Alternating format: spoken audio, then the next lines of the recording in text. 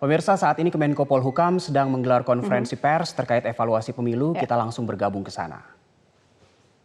Kok kita sendiri ya malah menuduh bahwa pemilu itu adanya kecurangan-kecurangan yang terstruktur, sistematis, masif, tambah brutal lagi.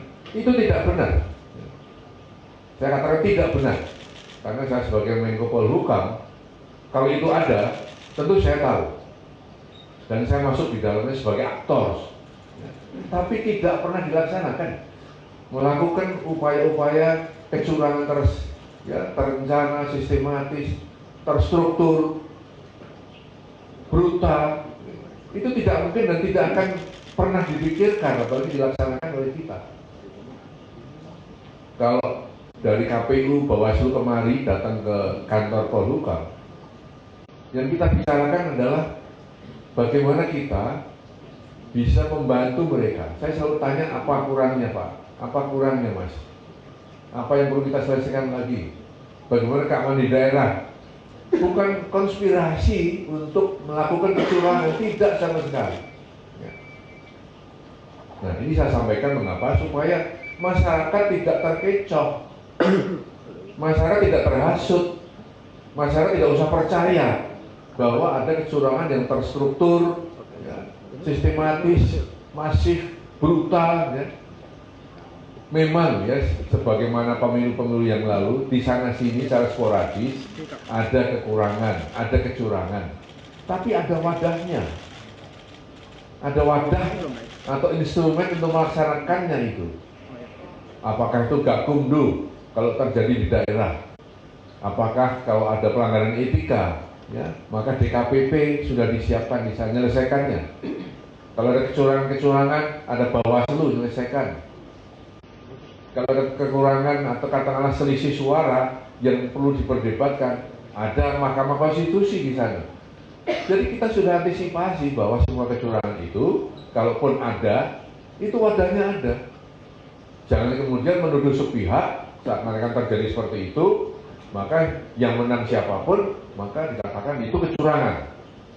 Kemudian mengajak masyarakat untuk tidak mematuhi hukum, itu jelas salah. Ya. Jelas melanggar hukum, melanggar konstitusi.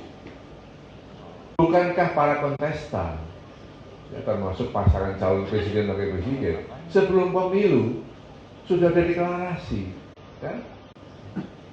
Sudah ada fakta integritas, katakan begitu, saya masih ingat, untuk bersama-sama membangun suasana damai, suasana aman dalam pemilu itu, dan ya, kalau menang akan dihormati.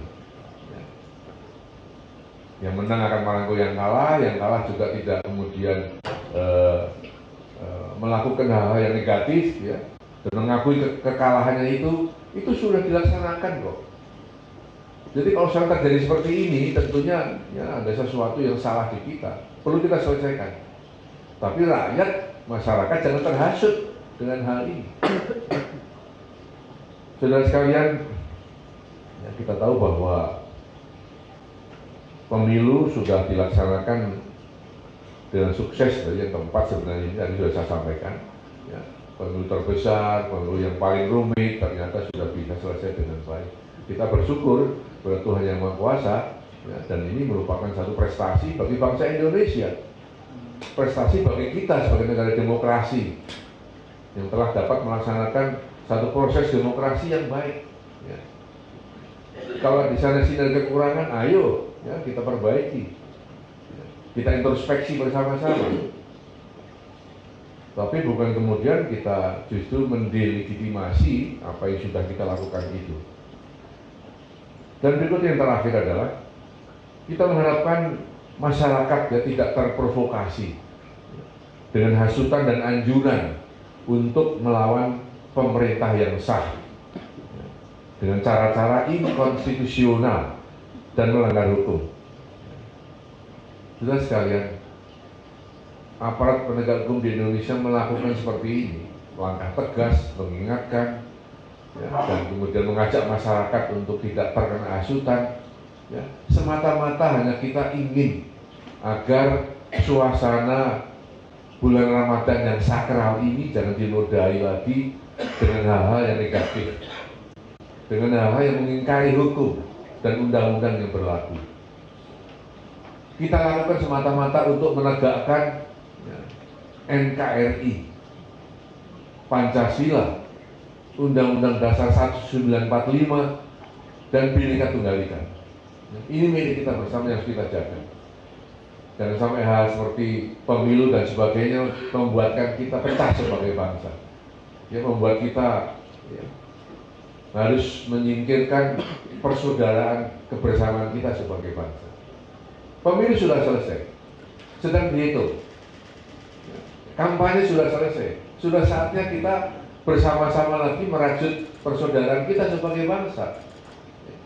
Maka kembali tadi masyarakat jangan terhasut ya, dengan ajakan-ajakan yang tidak benar, dan bagi seluruh masyarakat agar tenang, tidak usah khawatir, tidak usah takut. Karena apa? Aparat keamanan tetap solid, TNI, polisi tetap solid menjaga ketertiban, keteraturan, dan keamanan nasional. Kalau ada pihak-pihak tertentu yang ingin memecah belah antara tentara atau militer dengan polisi, bahkan mengaku sudah mempunyai pengaruh terhadap 70% TNI, itu omong kosong, tidak benar. Sudah datang kemari, debat-debatan dengan saya, itu tidak benar. Jangan menghasut masyarakat seperti itu. Ini sesuatu yang saya kira perlu saya sampaikan kepada masyarakat ya, karena banyak hasutan-hasutan, banyak hal yang kemudian membuat masyarakat resah, masyarakat takut. Ya, itu akan kita tindak secara hukum. Dan sekali lagi masyarakat jangan terpengaruh dengan itu. Aparat keamanan tetap solid akan menjaga keamanan, ketertiban seluruh bangsa Indonesia. Terima kasih. Wassalamualaikum warahmatullahi wabarakatuh. Ada pertanyaan? Ya. Pak, saya Rahmat dari Kompas.com, Pak. Ya. Mohon izin tadi dalam pembukaan rapat Bapak menyatakan ada tindakan yang nyata-nyata melanggar hukum pasca pemilu, dan itu sudah akan disiapkan langkah-langkah hukumnya. Nah, ada ajakan people power dari kubu 02, khususnya dari Pak Amin Rais. Apakah itu termasuk yang melanggar hukum dan langkah apa yang disiapkan untuk mengantisipasi itu? Terima kasih, Pak. Hasil rapat salah satunya adalah kita membentuk tim hukum nasional yang akan mengkaji ucapan, tindakan, pemikiran dari tokoh-tokoh tertentu, siapapun dia, yang nyata-nyata melanggar dan melawan hukum. Dan tim ini lengkap dari para pakar hukum tata negara, para profesor, doktor berbagai universitas, sudah saya undang, sudah saya bicara. Dan sama dengan apa yang kita pikirkan bahwa tidak bisa dibiarkan rongrong-rongan terhadap negara yang sedang sah, bahkan cercaan makian pada presiden yang masih sah sampai nanti bulan Oktober tahun ini masih menjadi presiden, itu sudah ada hukumnya, ada sanksinya. Ya, dan kita akan melaksanakan itu, sanksi siapapun saya katakan, apakah mantan tokoh, mantan jenderal, tidak ada masalah. Tatkala dia melanggar hukum, maka harus kita tindak dengan tegas. Ya, silakan. Cukup ya? Saya kira itu. Terima kasih. Assalamualaikum warahmatullahi wabarakatuh.